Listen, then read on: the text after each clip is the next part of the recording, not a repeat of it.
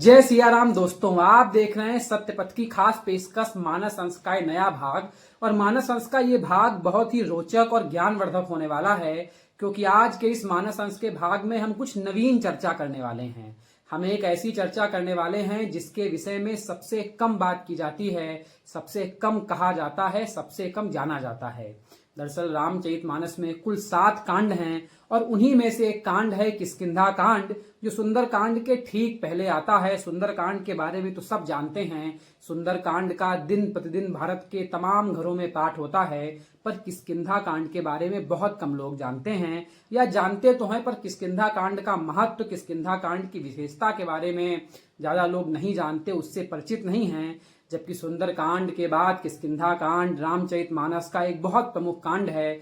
इसमें राम जी के जीवन के कई ऐसे अध्याय जुड़े हुए हैं जो वास्तव में सबसे अधिक महत्वपूर्ण हैं, सबसे अधिक महत्व रखते हैं। तो आज हम मानस अंश के इस भाग में उसी किष्किंधा कांड के बारे में आपसे चर्चा करने वाले हैं। और ये चर्चा करने वाले हैं कि आखिर क्यों है किष्किंधा कांड का इतना महत्व, और रामचरितमानस के किष्किंधा कांड में ऐसी क्या क्या बातें हैं जो उसे रामचरितमानस का बना देती हैं सबसे खास अध्याय।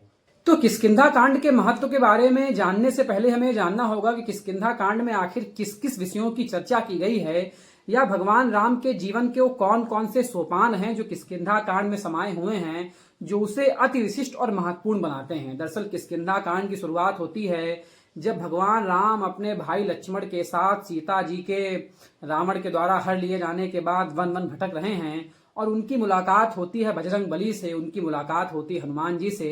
यहीं से किष्किंधा कांड की शुरुआत होती है। फिर इसी किष्किंधा कांड में सुग्रीव और बाली की बैर के बारे में बताया गया है, जिसमें भगवान राम सुग्रीव का पक्ष लेते हुए बाली को मृत्यु के घाट उतार करके उसका जीवन तार देते हैं। इसी कांड में बताया गया है किस तरीके से सुग्रीव का राज्याभिषेक किया जाता है। इसी कांड में बताया गया है किस तरीके से सुग्रीव भगवान राम को वचन देने के बाद कि वो 4 मास के बाद मां सीता की खोज में अपनी वानर सेना को लगाएंगे, पर राज्य का अधिकार पाके राजा बनने के बाद वो उसके अहंकार में मद में चूर होकर के सब भूल जाते हैं और भगवान राम को दिया हुआ वचन तक भुला देते हैं।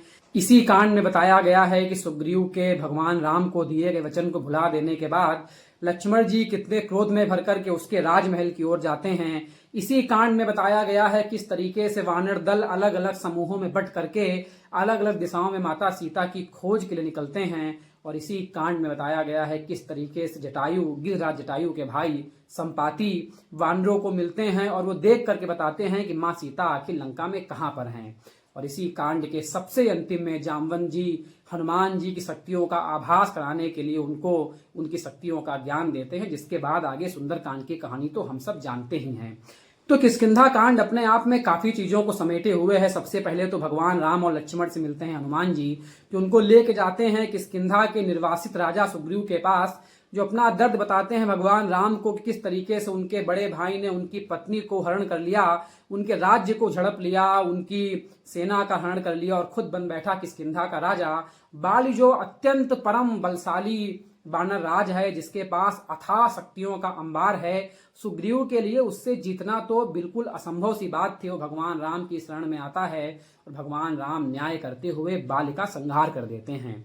हम सब जानते हैं वो कहानी कि भगवान राम बाली को एक पेड़ की ओट में छुप करके तीर मारते हैं, जिसके बाद बाली, जिसके ऊपर अधर्म अहंकार हावी है, उसे अपनी गलतियों का कोई आभास नहीं है, ना तो उसको पश्चाताप है। पर जब उसको राम भगवान का मारा हुआ अभेद्य बाण लगता है तो बाली के मन में विचार फूटते हैं, जिसको बाबा तुलसी लिखते हैं। बाली भगवान राम से कह रहा है कि धर्म हेतु अवतर्यो गोसाई और मार्यो मोहि व्याध की नाही, कि भगवान राम आपका तो जन्म धर्म के अवतार के रूप में हुआ था, आप तो मर्यादा पुरुषोत्तम हो, आप तो धर्म को पालन करने वाले हो, पर आपने मुझे छुप करके क्यों मारा। बाली ने इस तरीके से खुद को छुप के मारने के पीछे भगवान राम से कारण पूछा, तो जो कारण बताया मर्यादा पुरुषोत्तम भगवान श्री राम ने, वो इस समय का आदर्श वाक्य है। बाबा तुलसी लिखते हैं कि भगवान ने कहा कि अनुज बधु भगिनी सुतनारी सुन सठ कन्या समय चारी, इन्हें कुदृष्टि बिलोकय जेई ताहि बधे कछु पाप न होई। उन्होंने कहा कि रे मूर्ख बाली, अपने पुत्र की पत्नी, अपने भाई की पत्नी, ये सब कन्या के समान होती हैं, और इनके ऊपर अगर कोई भी व्यक्ति बुरी दृष्टि डालता है तो उसको मारने से कोई पाप नहीं होता। हालांकि जब भगवान राम ने बाली को ऐसे वचनों के साथ ढाढ़स बंधाया, उसको वास्तविकता से आभास कराया, तो उसे उसके बादल जो अहंकार के बादल छाए हुए थे वो छट गए। उसे अपनी गलती का एहसास हुआ, उसने भगवान से क्षमा मांगी। और जब भगवान ने ये जान लिया कि उसको अपनी गलती का एहसास है, तो भगवान ने कहा कि आपके हृदय में जो बाण है मैं उसको निकाल देता हूँ। और आखिर भगवान राम जब खुद अपने हाथ से वो बाण निकाल देंगे तो बाली को जीवन दान मिल जाएगा। उन्होंने कहा कि आप स्वस्थ हो जाएंगे, आप फिर से सही हो जाएंगे। पर बाली भी परम ज्ञानी था, उसने कहा नहीं प्रभु, आपका नाम लेकर के मृत्यु तो कभी आना बहुत ही विरले लोगों को मिलता है। संत मुनि ये जीवन जीवन भर जन्म जन्म भर साधना करते रहते हैं, पर आपके हाथों से आपका नाम लेकर के मृत्यु कभी आती नहीं है। और मुझे ये सौभाग्य मिल रहा है तो मैं उसको छोड़ूंगा नहीं। बाबा तुलसी यहाँ भी लिखते हैं कि जन्म जन्म मुन जतन कराही, अंत राम कही आवत नाही, और जासु नाम बल शंकर काशी, देत सबहि समघट अविनाशी। मतलब भगवान राम का तो वो पुनीत वो पावन नाम है कि जिनके नाम के सहारे, जिनके नाम के प्रताप के कारण ही भगवान बाबा भोले विश्वनाथ काशी में सबको समान गति देते रहते हैं। और अगर मुझे उन्हीं भगवान राम के हाथों मृत्यु मिल रही है तो मैं उससे पीछे हटने वाला नहीं हूं। मुझे तो मोक्ष की प्राप्ति हो रही है, मैं भला उससे क्यों पीछे हटूंगा। और इसी के साथ बाली अपने प्राणों को त्याग देता है। और बाली के अपने प्राणों को त्यागने के बाद मोक्ष जाने के पहले वो अंगद को भगवान राम को सौंप के जाता है, वो सुग्रीव को सौंप के जाता है। और उसके विषय में बाबा तुलसी ने जो प्रेरक छंद लिखा है, वो छंद हम सब आप लोगों के जीवन की मार्मिक कहानी है। अपने दुखों से निकल करके किस तरीके से हमें भगवान के चरणों में अपने आप को नतमस्तक कर लेना चाहिए, हमें किस तरीके से अपने आप को उनके अधीन कर देना चाहिए, क्योंकि वही जीवन का रास्ता है। मुझे याद तो नहीं है, मैं देख के पढ़ता हूँ। बाबा तुलसी ने लिखा कि अब नाथ करी करुणा बिलो कहूँ, देहु जो बर मांग हूँ, जिहि जोनि जन्मो कर्म बस, तब राम पद अनुराग हूँ। यह तनय मम सम विनय बल, कल्याण पद प्रभु लीजिए, गहबाह सुर नर नाह आपन, दास अंगद कीजिए। और इस तरीके से बाली ने अंगद को भगवान राम को सौंप करके उनके अधीन करके मोक्ष की ओर प्रस्थान किया। और मुझे इस किष्किंधा कांड की सबसे खूबसूरत बात यह लगती है कि जैसा हम सब जानते हैं कि रामचरितमानस के श्रोता और वक्ता हैं महादेव और माता पार्वती। मतलब भगवान देवादिदेव शंकर माता पार्वती को अपने मुख से कथा सुना रहे हैं, और उसी को संकलित किया है बाबा तुलसी ने। और इसी किष्किंधा कांड में 2 बार प्रसंग आता है जब भगवान महादेव माता पार्वती को बता रहे हैं कि भगवान राम कौन है। इसके बारे में एक बार तो बाबा तुलसी लिखते हैं कि महादेव माता पार्वती से कहते हैं कि उमा दारु जोसित की नाई, सबहि नचावत राम गोसाई। मतलब हे उमा, हम सब ये पूरा समाज, पूरी जनता, पूरे मानव जीव जंतु सब भगवान राम के हाथों की कठपुतली हैं, और वो इनको अपने आप नचाते रहते हैं। और दूसरी बार महादेव पक्षियों के राजा खगेश को बताते हुए कहते हैं कि नट मरकट इव सबहि नचावत, राम खगेश वेद असगावत। कि हे पक्षियों के राजा, नट मरकट इव, चाहे नर हो, मानव हो, चाहे जो भी प्राणी मात्र हो, सबको भगवान राम ही नचाते रहते हैं। हर प्राणी मात्र के, इस संसार के समस्त प्राणियों के हृदय में भगवान राम का ही वास है, वही उनके जीवन का आधार है। जो हर जीवों को चला रहा है, उस नाम का महत्व केवल राम है, वो नाम ही राम है जो हम सबके हृदय का आधार है। ऐसा खुद देवादिदेव महादेव खुद मानस में कहते हैं।